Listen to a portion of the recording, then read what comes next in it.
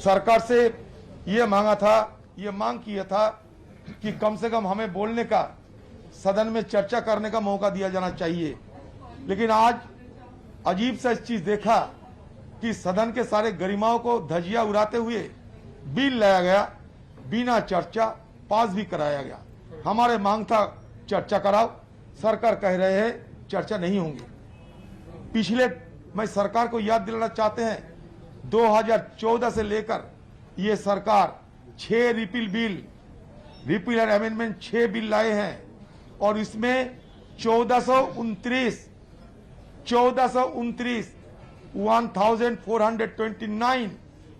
ये कानूनों को ऑब्सोलेट बताते हुए, ये पुरानी बताते हुए सारे को वापस ही ले लिया गया, रिपील कर दिया गया।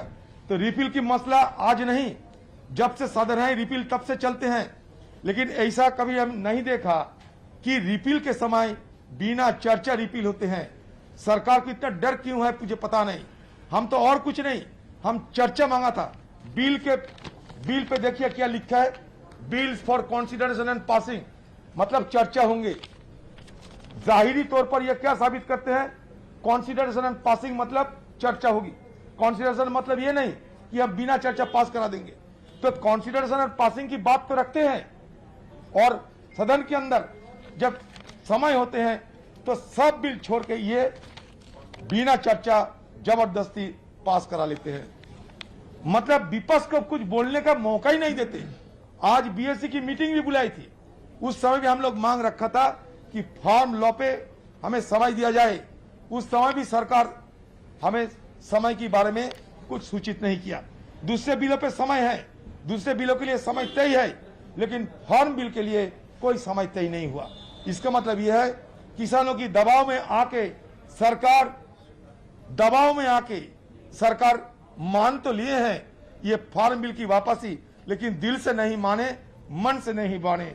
उनकी मन की बात कुछ अलग है, दिखाने की बात कुछ अलग है। हाथी की दांत जैसा होते हैं, दिखाने का कुछ और चबाने का कुछ। ये सरकार भी ऐसा रवैया अपनाते हैं।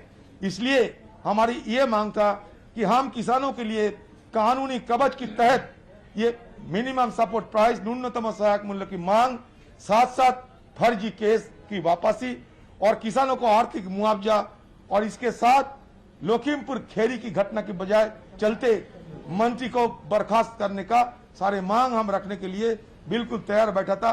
लेकिन ये सरकार डर की मारे उससे भी भाग निकला और हमें चर्चा में शामिल होने का मौका नहीं दिया। दादा सरकार का ये कहना है, आज जो black day for Indian democracy आज जो पार्लियामेंट में हुआ, हमारी पार्टी और हम विपक्ष के बहुत सारे नेता, हम कोई वेल में भी नहीं गए और डिस्कशन हो सकता था, चर्चा हो सकती थी, लेकिन जाहिर है कि ये सरकार चर्चा नहीं चाहती। ये सरकार डरी हुई है और जिसके बाद ये मन की बात जरूर करती है कि लेकिन जन की बात में ये सरकार हार चुकी है। मैम, सरकार का ये कहना है कि जो रिपील बिल आते हैं उस पर चर्चा का कोई ट्रेडिशन ही नहीं, कोई परंपरा नहीं है। और परंपरा जरूर है, हम सब पार्लियामेंट में रहे हैं, सो मेनी ट्रेडिशन। और किसानों पे चर्चा करने में दिक्कत क्या है? जो हमारा अन्नदाता है उसके लिए अगर कोई चर्चा मांगे तो कोई भी सरकार हो, उन्हें आगे आके पहल करनी चाहिए कि जरूर इस पे करें।